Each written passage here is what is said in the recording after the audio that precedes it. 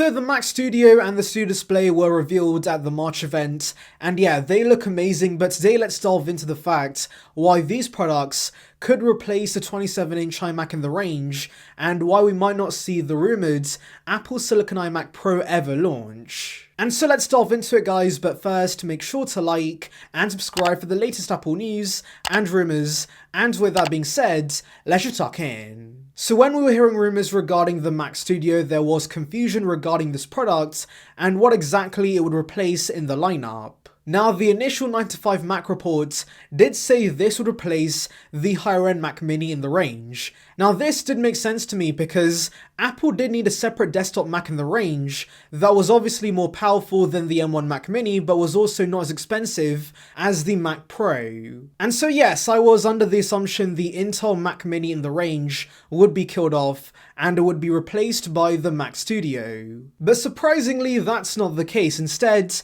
Apple has kept the higher-end Mac Mini in the range, and I'm really not sure why, because even the base M1 chip outperforms the really old Intel chips that higher-end Mac Mini offers, and so why keep it? However, interestingly, Apple did discontinue the 27-inch iMac.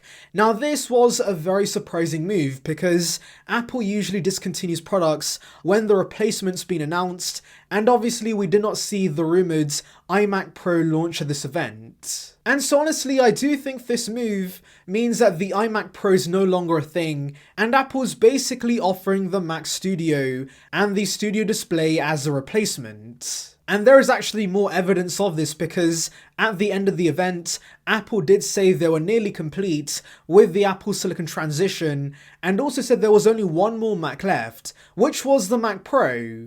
And so the fact they say one more Mac left, not two, does make me think Apple has no plans to release a higher-end 27-inch iMac.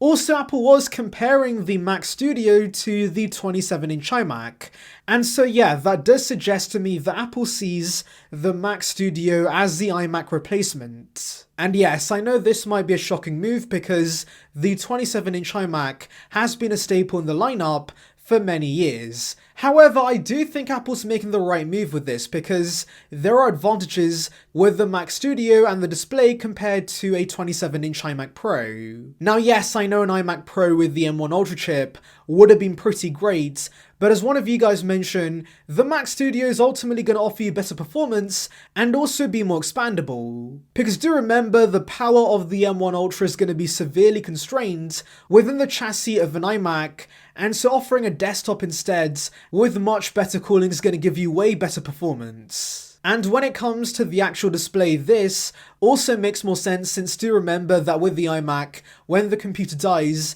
the display becomes redundant, and that is a shame because the iMac has great displays that can last for many years, but if the components within the Mac are outdated or of course stop working, the iMac as a whole becomes redundant. But with the Studio Display, this has everything the iMac Pro would have had except a computer inside, and so as a result, you could keep using this for years and years to come. In fact, there are some still using the Thunderbolt display that came out nearly a decade ago, so that could be the same case with the Studio Display where of course you can connect it to pretty much any Mac you want, and so when there is better hardware than the Mac Studio, you can of course keep the display but upgrade your Mac.